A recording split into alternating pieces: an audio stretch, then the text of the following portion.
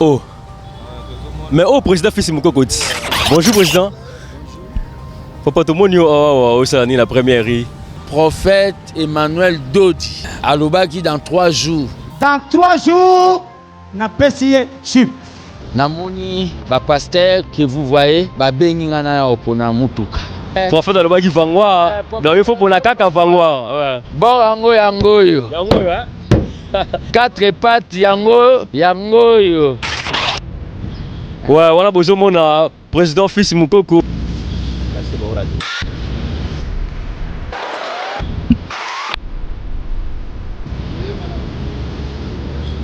Bonjour président. Papa tout le monde est la première.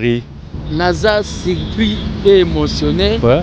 Après cadeau du ciel, non bien un cadeau du ciel, il y a prophète Emmanuel Dodi. Alobaki dans 3 jours. Dans 3 jours, na pesiye chip.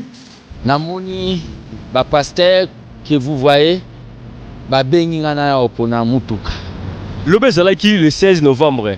Prophète a télémarqué à l'obé qui est à repère ça yo mutuka jeep ya Vangwa mais tu comprends le 17 et c'est miningeni. Pour nga miracle ezala surprise. Donc oh eza miracle. Jusqu'à présent nazana émotionné lobi na salaki insomnie hein. C'était difficile pour nga na kangamish. Oh prophète asali yango pour na ba peuple dédié pe pour na ba peuple congolais. Maintenant place au choix pour la mutuka nae o sepela nango. Namoni ba choisi belé. Ba choisi belé hein. Bonsoir. Vanina Parsec, chef du bureau. Venez un peu faire le show pour papa. Total secrétaire. C'est bon, la couleur. Tu comme ça, tu sonnes. Tout ça, confiant. Ah, la moni, ma marque X. Pour faire dans le bagi Vangwa. Donc, il faut pour la caca Vangwa. Borango, on a. Ah, Borango yango yo. Borango, 4 pattes yango yo. Ouais, on a besoin de président Fils Moukoko, le DGA Aye Kolongola, Vangwa Naye, au prophète Emmanuel Dodi à la Kakiye. Donc pour le prophète Emmanuel Dodi, il a dit et puis il a fait à la Kakiye Vangwa, l'Obé Zalaki le 16 novembre 2025. Les déjà le 17 novembre, toye déjà à pour que président Fils Moukoko Apona. Mutuka oye ACP nango aponi Vangwa kaka ne prophète Emmanuel Dodi à la Kakiye, yango pe omonié aponi Vangwa. Président Fils Moukoko, au cause de la Vangwa, le sentiment de la nini.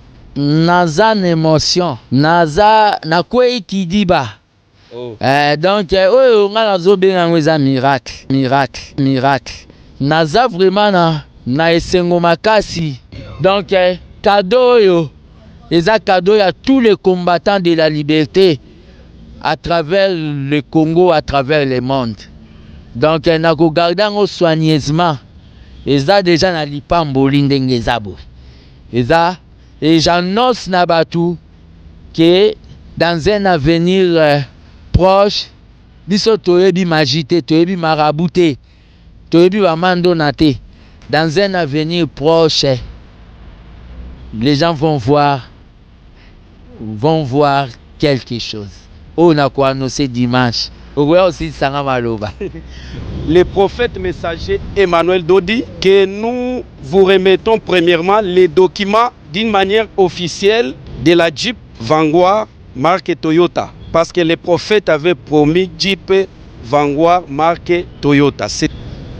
Merci vraiment, merci. Et nous lui remettons aussi officiellement, au nom de sa grandeur, le prophète messager Emmanuel Dodi, nous vous remettons officiellement la clé de la Jeep Vanguard marque Toyota.